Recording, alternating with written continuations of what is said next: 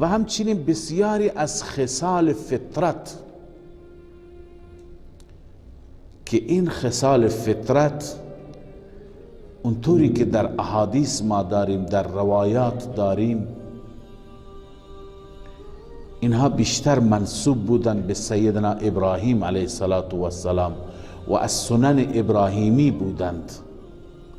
مشرکین اینها را انجام میدادند چون خودشون را ابراهیمی می نامیدند، متبع سیدنا ابراهیم می دانستند.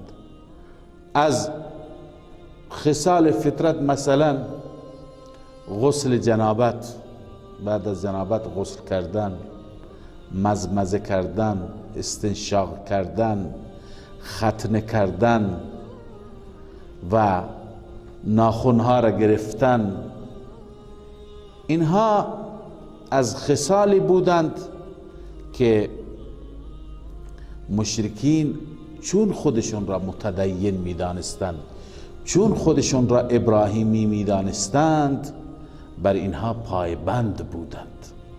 چنانچه حضرت امام ولی الله دهلوی رحمه الله می فرماید و ما زال الغسل من الجنابه سنة معمولة عندهم. غسل از جنابت همواره به عنوان یک سنت معموله و سنتی که عمل می کردن به او پیش اونها بود. و كذلك الختان و سائر خصال الفطره، ختنه بچه ها، پسر بچه ها و تمامی خصال فطرت.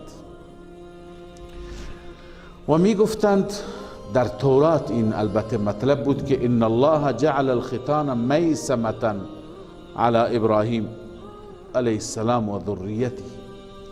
خداوند ختنه کردن را علامتی برای ابراهیم و ذریه ابراهیم گذاشت، یعنی هر که ابراهیمی هست و از نسل و از ذریه ابراهیم هست باید ختنه داشته باشد. و هذا الوضوء يفعله المجوس واليهود وغيرهم وكانت تفعله حکماء العرب.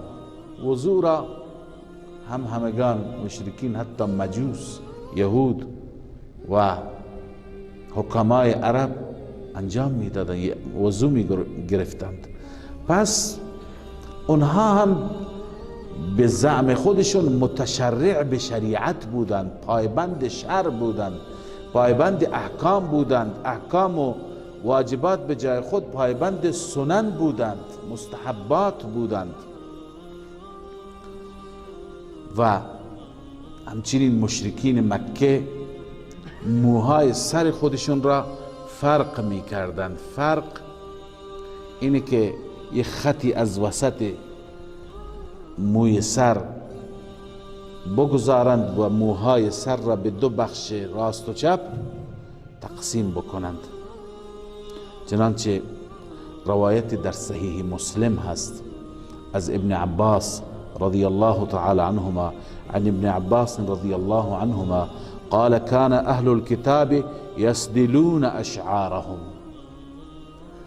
اهل کتاب سدل می کردند موهاشون را. سدل یعنی رها کردن به حال خود، آویزان کردن که موهایشون به هر طرفی پایین بود. این قسمت به قسمت گوش، قسمت گوش چپ، قسمت ناصیه و پیشانی به طرف راست، موها به هر طرف که افتاده باشد، آویزان باشد، اینو سدل میگویند. اما وکان المشرکون یفرقون رؤوسهم. مشرکین مکه فرق میکردند، سدل نمیکردند. فرق همینی که از وسط سر به دو نصف تقسیم میکردند. و کان رسول الله صلی الله علیه و سلم يحب موافقة اهل الكتاب فيما لم يؤمر به. در مسائلی که از طرف خداوند دستوری صادر نشده بود، رسول الله دوست داشتند در چنین مسائل با اهل کتاب موافق باشند، چون اهل کتاب دیگه کتاب آسمانی داشتند، بیشتر منسوب بودند به دین الهی و آسمانی.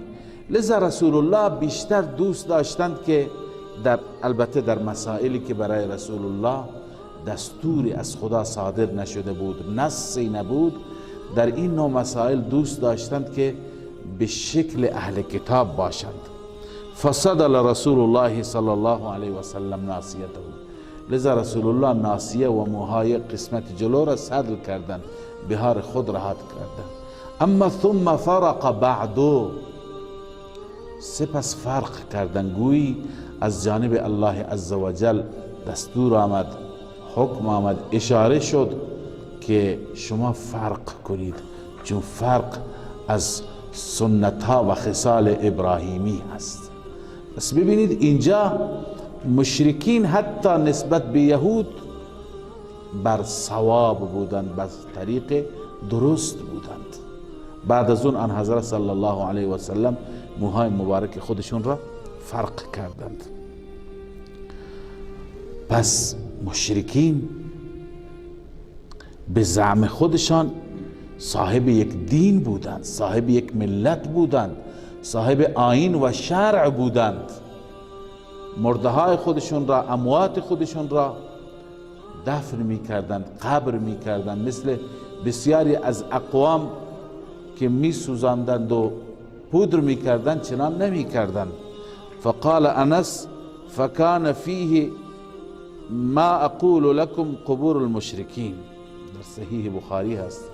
زمینی که برای مسجد خریداری کردن، در اون زمین قبور مشرکین بود. این قبور از زمان جاهلیت بود، پس اینا دفن میکردن که بعدا میاد که استخوانها را بیرون کردن و از اونجا بردن جای دیگه.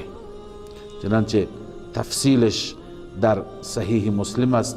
عن زید بن ثابت قال بينما النبي صلى الله عليه وسلم في حائط لبني النجار على بغلة له ونحن معه إذ حادت به فكادت تلقيه وإذا أكبر 6 أو 5 أو 4. این حدیث دیگری هست البته که رسول الله صلی الله علیه وسلم در باغی از بنو النجار بر قاطری سوار بود که نزدیک بود او را بندازد. اونجا 6 7 5 تا یا 6 تا یا 7 تا 4 تا یا 5 تا یا 6 تا قبر بود. بعد فرمود که چه کسی صاحبان این قبر را میشناسد؟ مردی گفت من. پرسید که کی اینها از درگذشتند، از این دنیا رفتند؟ گفت که فماتو، فقال ماتو فی الاشراک، در زمان شرک و در زمان جاهلیت اینها مردند. پس معلوم میشه که اونها مرده های خودشون را قبر میکردند. و همچنین مشرکین وقتی که میخواستند حیوانی را، گوسفندی، شتری میخواستند که از گوشتش استفاده بکنند، ذبح میکردند یا نحر میکردند. گوسفند را ذبح و شتر را نحر، همانطور که سنت خلیل ابراهیم علیه السلام هست و در دین اسلام هم همینه.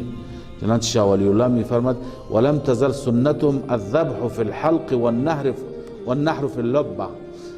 سنتشون ذبح در حلق بود و نهر در سینه بود. ما كانوا يخنقون ولا يبعجون، مثل بسیاری از اقوام دیگه نبودند که گوسفند را خفه کنند یا شکمش را چاک بدند و پاره بکنند. نه، اونها خودشون را بر این سنت پایبند میدانستند. همچنین یکی از سنت ها الان در اسلام سنت عقیقه هست. این سنت ها همه از سنت هایی هست که از انبیاء گذشته به ویژه از ابراهیم علیه السلام به ارث مانده بود و مشرکین مکه عقیقه هم داشتند. برای تولد فرزندان خودشون عقیقه میکشتند. چنانچه روایتی هست، این روایت در سنن ابو داود هست.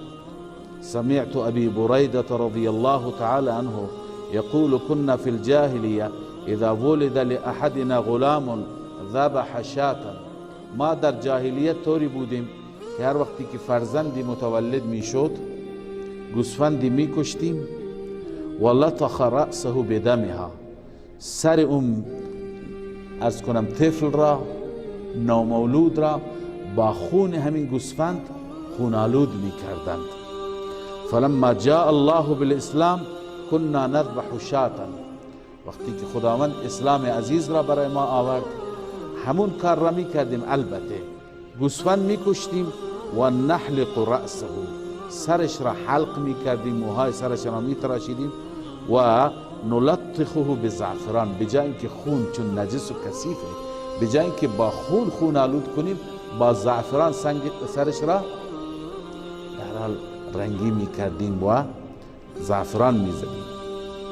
پس اینجا یه استدلال دیگری هم عون المعبود شرح ابو داود گرفته که فیه دلیل علی تلطیخ رأس مولود بالدم. هنوز بعضی از مردم از همون جاهلیت به ارث بردند، بچه که متولد میشه سرش را با خون آلود میکنند. ایشون میفرماید که دلیل هست این حدیث بر این که سر بچه نباید با خون گوسفند خونالود بشه و میفرماید این از عمل جاهلیت است و منسوخ است، اسلام اینو منسوخ کرده. فیه دلیل علی تلطیخ رأس المولود بالدم من عمل الجاهلیه و انه منسوخ. پس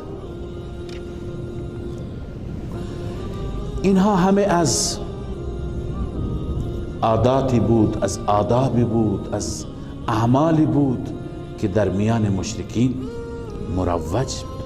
پس مشرکین دهری نبودند، کمونیست نبودند، منکر خدا نبودند، اونها خدا را قبول داشتن به زعم خودشون، اما خدا را هم می پرستیدند، خدایان باطل را هم می پرستیدند.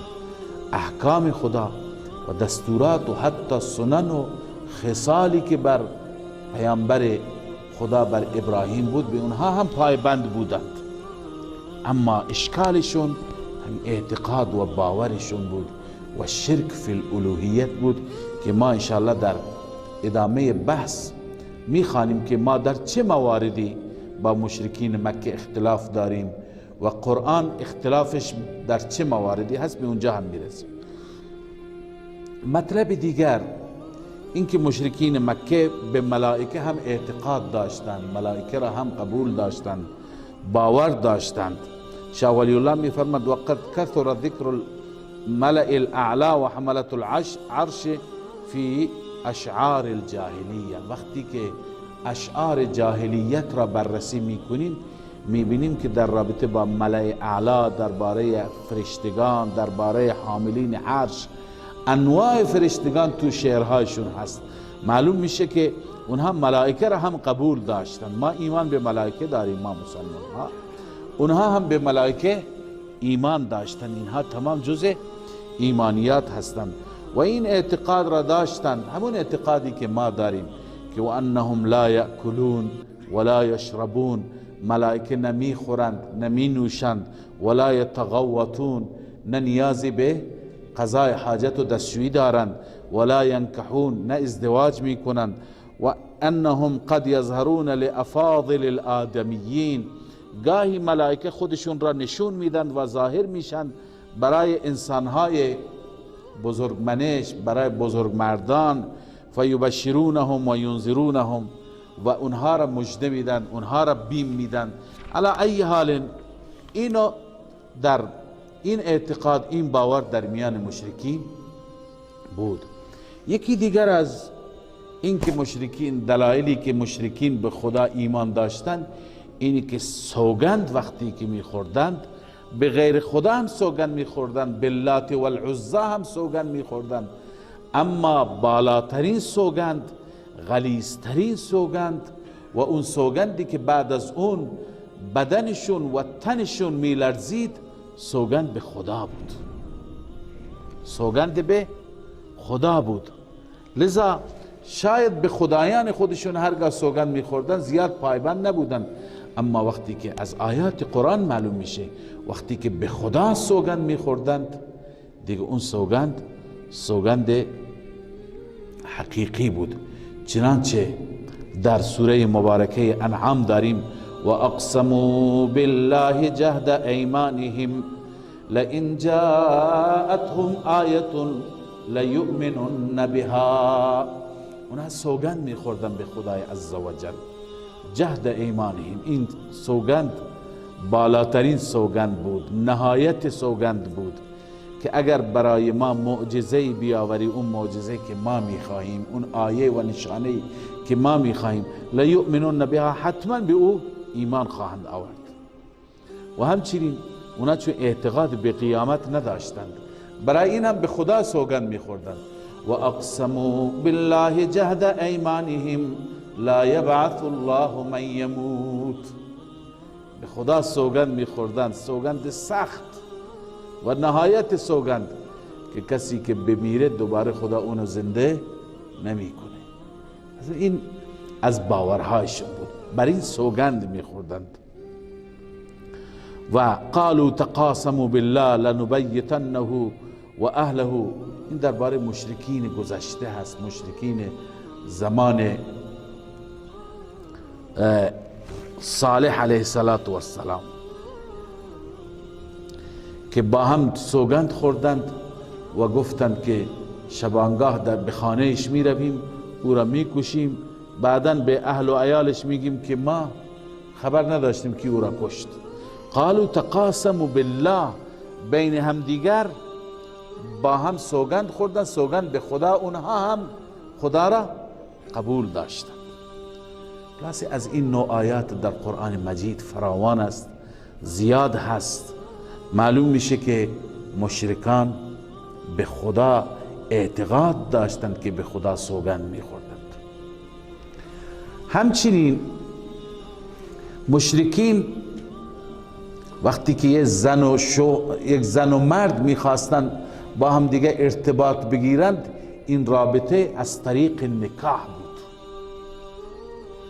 مثل بقیه غیر متدین های دنیا نه که همینطور رابطه بگیرند، حتما نکاح میکردن. گرچه انواع نکاح زیاد بود، نکاح های جاهلیت را اسلام عزیز منسوخ کرد، اما باز هم نکاح در میانشون مروج بود.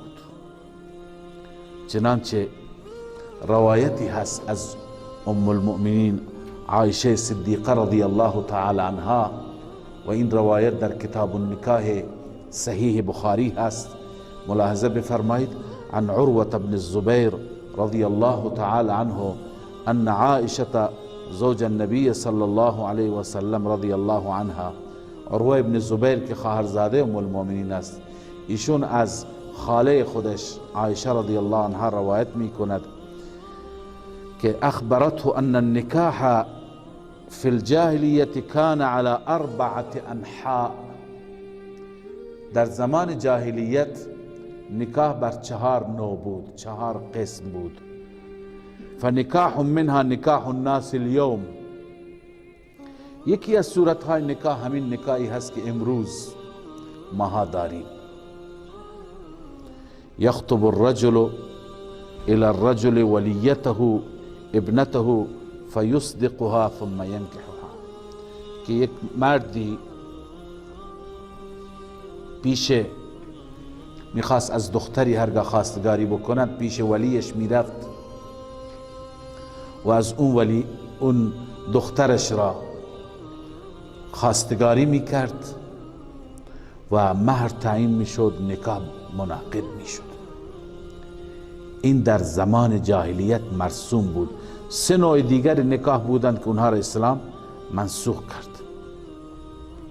و حتی در همون زمان جاهلیت ابو طالب که عموی رسول الله صلی الله علیه و سلم بود، ابو طالب با رسول الله همراهی کرد، رفتند خانه خدیجه رضی الله تعالی عنها و کسی که خطبه نکاح رسول الله را خواند ابو طالب بود. 2 بار خطبه نکاح خوانده شد. بار اول ابو طالب خواند، بار دوم ورقه بن نوفل. چنانچه داریم که وقال ایضا ان ابا طالب هو الذي نهض مع رسول الله صلی الله علیه و سلم. ابو طالب کسی بود که با رسول الله برخاست و بلند شد. و هو الذي خطب خطبه النکاح، کسی بود که خطبه نکاح را خواند. اون وقت 2 خطبه نکاح میخواند. اولی را ابو طالب خواند، دومی را ورقه خواند، ورقه ابن نوفل. ورقه ابن نوفل وقت که خواند گفت فاشهدوا علی یا معاشر قریش، ای جماعت قریش گواه باشید، بانی قد زوجت خدیجه بنت خویلد، من خدیجه بنت خویلد را ازدواج دادم، به عقد در آوردم. به عقد چه کسی؟ من محمد ابن عبدالله على 400 دینار ثم سکت. به عقد محمد ابن عبدالله در آوردم بر 400 دینار. از اینجا معلوم میشه که این زمان جاهلیت است، هنوز بعثتی انجام نگرفته. معلوم میشه که عیناً همه رسوماتی که امروز ما به عنوان رسومات اسلامی داریم از سیدنا ابراهیم علیه السلام برای آنان به ارث مانده بود. پس مشرکین در بسیاری از مسائل مثل مسلمانان بودند. حتی نامه ای اگر می نوشتند، نامه خودشون را به نام خدا می نوشتند. چنانچه علامه آلوسی رحمه الله در تفسیر روح المعانی می نویسد فقد اخرج عبد الرزاق و ابن المنذر و غیرهما عن الشعبی قال كان اهل الجاهلیه یکتبون باسمک اللهم. این روایت کردند که اهل جاهلیت هرگاه نامه می نوشتن باسمک اللهم، به نام تو بار الها. پس خدا را قبول داشتن، حتی اسمهای فرزندان خودشون را عبدالله می گذاشتند. بسیاری از اصحابی که در زمان جاهلیت متولد شدند اون زمان خبری از اسلام نبود، چه کسی اسمهایشون را عبدالله گذاشت؟ اینا در اسلام تغییر نیافتند. همون زمان اونها اعتقاد به الله داشتند. اسم پدر رسول الله صلی الله علیه وسلم کیه؟ عبدالله است. اسم ابوبکر صدیق رضی الله تعالی عنه عبدالله ابن عثمان ابی قحافه. ابو قحافه لقبش بود، کنیهش بود، عبدالله اسمش بود. یا عبدالله ابن جدعان در زمان جاهلیت بود. جابر ابن عبدالله، جابر رضی الله تعالی عنه صحابی است، پدرش عبدالله ابن حرام، جابر ابن عبدالله ابن حرام. این هر 3 شخص در زمان جاهلیت متولد شدند. پس عبدالله که اسمها را گذاشتند، این نشانگر این هست که اونها به الله ایمان داشتند. و همچنین محارم را که ما در دین اسلام محارم میدانیم، مادر هست، خواهر هست، دختر هست، اینها را مشرکین مکه هم محرم میدانستند. ازدواج را و نکاح را با اینها حرام میدانستند. شاه ولی الله میفرماید و ما زالوا یحرمون المحارم کالبنات والامهات والاخوات و غیرها. محارم را حرام میدانستند، محرم میدانستند، ازدواج با اونها را حرام میدانستند، مثل دختر و مادر و خواهر. علامه عبدالکریم شهرستانی در الملل و النحل میفرماید كانوا لا ينكحون الامهات ولا البنات ولا الخالات ولا العمات. خاله، عمه، دختر، مادر، اینها را عقد نمی کردند. ما در همون زمان پادشاه ایران با دخترش ازدواج میکنه، چون اونها تدین نداشتن، دین نداشتن. اما مردم مکه، قریش مکه، جاهلان مکه به زعم خودشان یه دین بسیار پویایی داشتند. و همچنین بسیاری از منکرات، گناهان، معاصی که ما اونها را گناه میدانیم، اسلام اونها را گناه میداند، ادیان الهی اونها را معصیت میدانند، مشرکین هم اونها را گناه میدانستند، گرچه در باب عمل سست بودند. مثلا زنا را بد میدانستند، اما مرتکب می شدند، ولی گناه را گناه می دانستند. خب این دیگه بیانگری این هست که متدین به یک دینی هست. چنانچه حضرت شاه ولی الله در الفاظ الکبیر که به زبان فارسی می فرماید و تحریم قتل و سرقت بعضی از گناهان، و تحریم قتل و سرقت و زنا و ربا و غصب نیز در اصل ملت ثابت بود، یعنی در اصل دینشون بود. انکار بر فعل آنها فی الجمله جاری، فی الجمله و خلاصه بود که اینا بد میدانستند، اما جمهور مشرکین مرتکب آن بودند. عموما مشرکین مرتکب می شدند و به حکم نفس اماره می رفتند. یکی از دلائل اینه که وقتی که خدای عزوجل دستور دادن به رسول الله صلی الله علیه وسلم که رسول الله با زنان تازه مسلمان بعد از فتح مکه بیعت بکنند، رسول اکرم صلی الله علیه وسلم بیعت کردند زنها را، گفتن یبایعنک علی الا یشرکن بالله شیئا ولا یسرقن ولا یزنین ولا یقتلن اولادهن الی آخره، که ای رسول الله زنان با تو بیعت بکنند بر این که شرک نکنند، دزدی نکنند، زنا نکنند.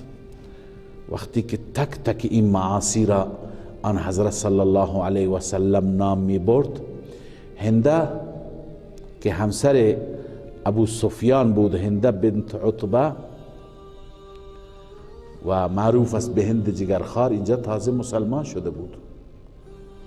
وقتی که آن حضرت فرمود ولا یزنین، گفت یا رسول الله ما این کار را در زمان جاهلیت بد می دانستیم و نمی کردیم، چه برسد در زمان اسلام. یعنی اینهایی که خانواده بودند، اینهایی که خودشون را پاک و پاک دامن می دانستند، در همون زمان از معاصی بدور بودند، از گناهان امثال این گناه بدور بودند. حضرت شاه ولی الله رحمه الله حتی می نویسد که مشرکین قوانینی، حدودی، تنبیهاتی برای کسانی که مرتکب معاصی می شدند داشتند. مثلا قصاص بود، گرچه عمل ضعیف بود، قصاص در میان اونها بود، دیه بود و بر زنا و بر قتل و بر سرقت و بر تمام گناهان عقوبت بود، ولی خب در عمل سست بودند. حتی مشرکین از خدا مغفرت می طلبیدند، آمرزش گناهان می خواستند. اینو در قرآن همیشه می خوانیم در سوره انفال، و ما کان الله معذبهم و هم یستغفرون. گرچه بعضی اینطور تفسیر کردند که و هم اشاره به مؤمنین است، مرجع ضمیر مؤمنین است، که خداوند مشرکین مکه را عذاب نمیده، چون که اونجا در مکه بعضی از ضعفای مؤمنین هستند که شب و روز استغفار می طلبند، به برکت وجود اونها بر اینها عذاب نمیاد. اما بیشتر مفسرین یا بسیاری از مفسرین گفتن نه، و هم یستغفرون، اینها مشرکینند، مشرکینی که از خدا مغفرت می طلبند. چنانچه علامه خازن در تفسیر خازن می فرماید و قال بعضهم هذا الاستغفار راجع الى المشرکین، بعضی گفتن این استغفار برمیگرده به مشرکین. و ذلك انهم كانوا يقولون بعد فراغهم من الطواف غفرانك غفرانك، این اشاره به اون جریانی هست که بعد از فراغت از طواف مغفرت می طلبیدن، غفرانک غفرانک می خواندند. آیه شریفه در سوره آل عمران شاید چندین بار شما را به خود متوجه کرده، ان الذين كفروا بعد ایمانهم ثم ازدادوا كفرا لن تقبل توبتهم. کسانی که کفر کردن بعد از ایمان، مراد از این ایمان ایمان فطری هست، بعد از ایمان کفر کردند، ثم ازدادوا کفرا، سپس این مسیر کفر را ادامه دادن بیشتر، لن تقبل توبتهم، توبه اینها پذیرفته نمیشه، هرگز پذیرفته نمیشه. خب حتما این سوال برای شما پیش آمده که چطور توبه پذیرفته نمیشه؟ هر کسی توبه بکند توبه او پذیرفته میشه، مشرک توبه بکند، کافر توبه بکند توبهش قبول میشه، چطور خدا میفرماید لن تقبل توبتهم؟ اینجا مفسرین میگویند مراد از این توبه، توبه از کفر و توبه از شرک نیست. اگر از کفر توبه بکند توبهش قبول میشه. الاسلام یهدم ما کان قبله، اسلام کی بیاورد، اسلام تمام پرونده گذشتهش را پاک و صاف میکند. منظور از پذیرفته نشدن توبه، توبه از بقیه معاصی هست. از کفر توبه نمیکنه، فقط میگه که من دروغ گفتم توبه میکنم. از کفر توبه نمیکنه، از زنا توبه میکنه. از کفر توبه نمیکنه، از شرابخواری توبه میکنه. خب این که ایمانی ندارد لن تقبل توبته، این به این معنا هست، چون ایمان ندارد توبهش قبول نمیشه. چنانچه علامه خازن اینجا هم می‌نویسد قال ابو العالیه هم قوم تابعوا من ذنوب عملوها، مراد از اینها قومی هستند که از گناهانی که مرتکب شدند از اون گناهان توبه میکنند. فی حال الشرک ولم یتوبوا من الشرک، از خود شرک توبه نمی کند، فقط از گناهانی که در حالت شرک بوده. فإن توبتهم فی حال الشرک غیر مقبوله، وقتی که مشرک هست، کافر هست و توبه می کند، این توبهش قبول نیست. باید اول از کفرش برگردد، از شرکش برگردد. و همچنین در باب اخلاق، درست ما شنیدیم که مشرکین بسیار بیرحم بودند، سنگدل بودند، بچه های خودشون را به دست خودشون زنده به گور می کردند، بچه ها را می کشتند. ولا تقتلوا اولادکم خشیت املاق، قرآن فرمود بچه هایتون را نکشید. اما در عین حال در میان همین مشرکین انسانهایی که واقعا عاطفه داشتند، انسانهایی که رحم داشتند، انسانهایی که واقعا در وجود اونها ترحم بود هم وجود داشت. چنانچه در صحیح بخاری در کتاب المناقب ما داریم که بسیاری از این مشرکین وقتی که می شنیدند که فلان آقا می خواهد دخترش را زنده به گور بکند، رحمش می آمد، می رفت پیش او، می گفت این دخترت را نکش، این زنده به گور نکن، این بده به من نگهداری می کنم. و از او می گرفت، می آورد نگهداری می کرد و می گفت هر وقتی بزرگ شد دوست داشتی خودت به این شوهر بده، دوست نداشتی بازم بمانه پیش من شوهرش میدم. یعنی تا این اندازه همدردی بود، مواسات بود. چنانچه در این روایت بخاری هست و کان یحیی الموعوده، زید ابن عمرو درباره یک فرد خاصی هست، کسی هست که موعوده، همون دختری که زنده به گور میشد، اون سعی میکرد زنده بکند، یعنی سبب حیاتش بشه. چگونه؟ یقول للرجل اذا اراد ان یقتل ابنته، مردی که میخواست دخترش را بکشد میرفت پیش او میگفت لا تقتلها، نکش، انا اکفیکها مؤنتها، من زحمتش را به عهده میگیرم، به دوش میگیرم، من میبرم نگهداری میکنم. فیأخذها، این بچه را میگرفت. فاذا ترعرعت، این دختر بچه وقتی که بزرگ میشد اینا نگهداری میکرد، اینا عرض کنم که سرپرستی میکرد. وقتی بزرگ میشد قال لابیه ان شئت دفعتها الیک، اون وقت به پدرش میگفت دخترت الان بزرگ شده، میخواهی خودت بگیر، من بهت میدم، به خانه بخت اونو بفرست، شوهرش بده. و این شئت کفیتک مؤنتها، و اگر میخواهی من خودم کفایت میکنم، خودم متحمل میشم، زحمتش را به دوش میگیرم، خودم شوهرش میدم، خودم به خانه بخت میفرستمش. یعنی این نوع ترحم بود. پس ببینید ما اگر اینا برخی از عادات بود، از اعمال بود، اخلاق بود و عقاید مشرکین که ما از صبح تا حالا خواندیم،